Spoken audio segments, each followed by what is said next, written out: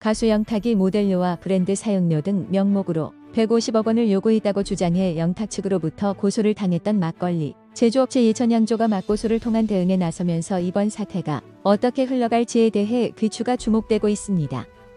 예천양조는 19일 무고 등 혐의로 영탁과 영탁의 모친, 소속사 대표 등을 고소했다고 밝혔는데요. 예천양조 측에서는 영탁이 고소한 명예훼손에 대한 최근 경찰의 불송치 결정에도 팬들은 회원 수만 명의 영탁 공식 팬카페를 통해 맹목적인 가수 영탁 옹호에 나서고 있다며 이번 사건으로 예천양조는 회사 매출뿐만 아니라 이미지에도 막대한 타격을 입었다. 100여 개의 대리점들은 대부분 사라지고 남아있는 대리점도 거의 폐업 지경에 이르렀다고 자신들이 고소에 나서게 된 배경을 설명하면서 형사고소를 통해 전통주 제조 발전을 위해 30여 년 넘게 외길을 걸어온 기업이 영탁 모자의 무리한 요구와 갑질로 어떻게 무너졌는지 명백하게 밝혀지길 바란다고 덧붙였습니다.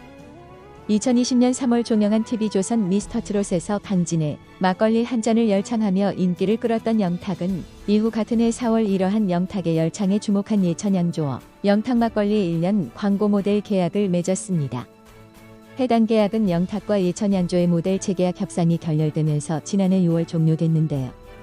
그런데 예천양조 측은 이후 팬들을 중심으로 악플과 불매운동이 계속되며 매출에 타격을 입자 영탁 측이 회사 성장 기여도 및 상표권 사용료로 3년간 150억 원을 요구했으며 영탁의 모친이 돼지머리를 묻고 고사를 지내라고 했다. 7억을 제시했으나 최종 불발됐다며 재계약 불발 원인이 영탁 측에 있다고 주장하며 그건 있었던 일을 폭로하고 나섰고 이에 영탁 측은 이 주장이 허위라고 반박하면서 이후 영탁의 소속사 밀라그로 측에서 같은 해 9월 예천양조의 백고영 회장 등을 허위사실 유포에 의한 명예훼손, 공갈미수 혐의로 형사고소함으로써 해당 논란은 본격적으로 점화되기 시작했습니다. 이후 경찰은 피고소인인 백 회장 등 회사 관계자와 영탁의 어머니 등을 직접 조사한 끝에 3개월 만인 지난 3일 백 회장 등에 대해 증거 불충분에 따른 불송치 결론을 내렸습니다. 경찰 불송치는 수사 결과 제기된 혐의가 없다고 판단해 사건을 검찰에 넘기지 않는 처분인데요. 그러나 이에 영탁 측이 반발한 것은 물론 경찰 측에서 무혐의 처분을 내리기보다 먼저 검찰의 재수사 요청이 내려진 것으로 확인되면서 해당 사건은 새로운 국면으로 접어들었습니다. 경찰 등에 따르면 지난 5일 서울 동부지방검찰청은 해당 사건을 두고 송부관서인 서울 강동경찰서에 재수사를 요청한 것으로 확인되었는데요. 사건 기록을 검토한 검찰이 해당 사건에 대한 경찰의 충분한 수사 보완이 필요하다고 판단한 것 때문으로 보입니다.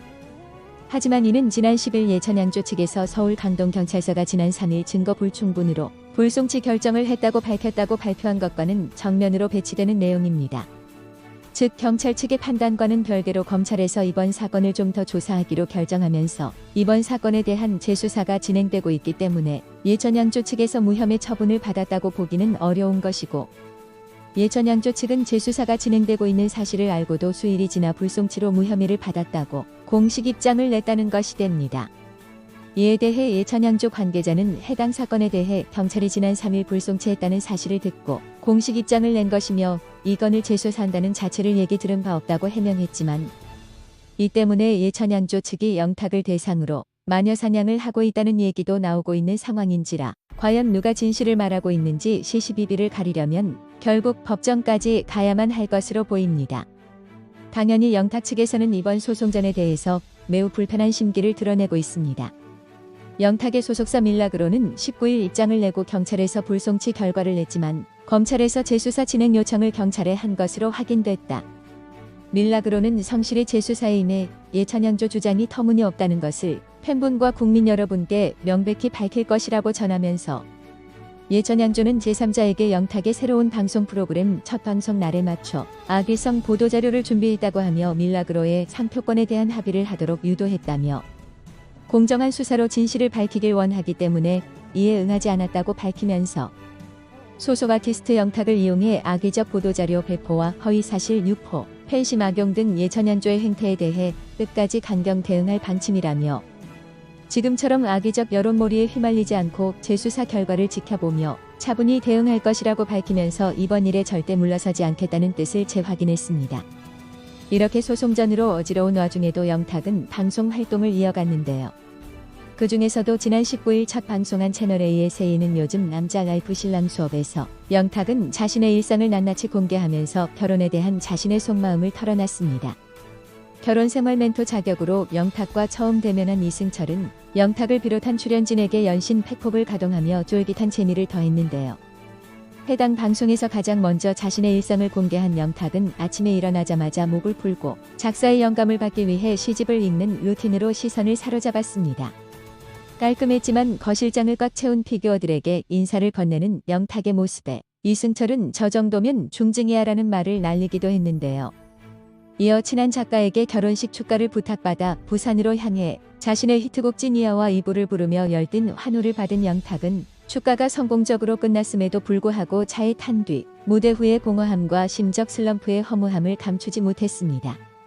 잠시 후 영탁은 친한 한의사이자 가수인 이광호의 한의원을 방문했는데요. 영탁을 진맥한 이광호는 원기가 많이 떨어져 있다며 전복 요리를 권했고 식사 자리에서 결혼 생활에 단점이 많지만 아이들의 미소를 보면 모든 단점이 상쇄된다며 결혼을 슬며시 권했습니다. 이광호의 가족 사진을 바라보던 영탁은 갑자기 눈물이 나려고 한다며 말을 잇지 못했는데요. 이어 영탁은 지금 아이를 낳더라도 대학 입학할 때 내 나이가 환갑이라는 압박감이 있다면서도 현재는 활동이 우선이라 당장 연애할 시기는 아닌 것 같다고 털어놨습니다. VCR을 지켜보던 이승철은 방송 활동 3년 차에 연애하면 폭망이다.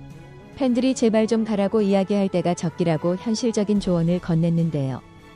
해당 방송에서는 영탁뿐 아니라 14세 연하의 여자친구와 결혼 계획을 밝힌 54세 미혼남 김찬우와 맨몸 샤워 장면까지 가감없이 선보인 김준수의 모습이 함께 담기며 시청자들의 눈길을 끌었습니다. 이날 방송에서 신랑 수업은 닐슨 미디어 유료 방송 가구 기준으로 평균 3.1%의 시청률을 기록하며 패조의 스타트를 끊었습니다. 이는 어떤 예능에서도 볼 수 없었던 신랑 수업의 수강생들인 영탁과 김찬우, 김준수가 싱글남으로서의 일상을 속 시원하게 공개해 시청자들의 공감과 호응을 이끌어낸 것 때문으로 풀이되는데요. 스튜디오에서 영상으로 이들의 모습을 지켜본 희자매 김원희와 홍현희 또한 리액션으로 큰 웃음을 선사하면서 시청자들에게 호평을 받은 것으로 풀이됩니다. 아무튼 이렇게 방송을 통해서 보인 자신의 모습이 심신이 여러모로 지쳐있는 듯한 모습이었던 것 같아 한편으로는 안타깝다는 생각이 듭니다.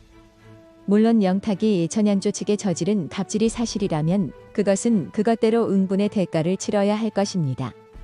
하지만 지금으로서는 영탁 측과 예천양조 측이 모두 자신들 나름대로의 근거를 가지고 자신들의 무고함을 주장하고 있기 때문에 일단은 객관적인 입장에서 양측의 입장을 모두 전달하는 수준에서 저희 채널도 최대한 중립을 유지해야 할 것으로 보입니다. 다만 확실한 것은 이번 사건이 어떻게 결론이 나든 간에 적어도 영탁에게는 한동안 연예인의 신분을 악용해 기업에게 갑질을 했다는 부정적인 이미지가 따라붙게 될 가능성이 높다는 것입니다. 이러한 부정적인 이미지가 따라붙는 한 영탁이 이전과 같은 폭발적인 인기를 누리기는 결코 쉽지 않을 것입니다.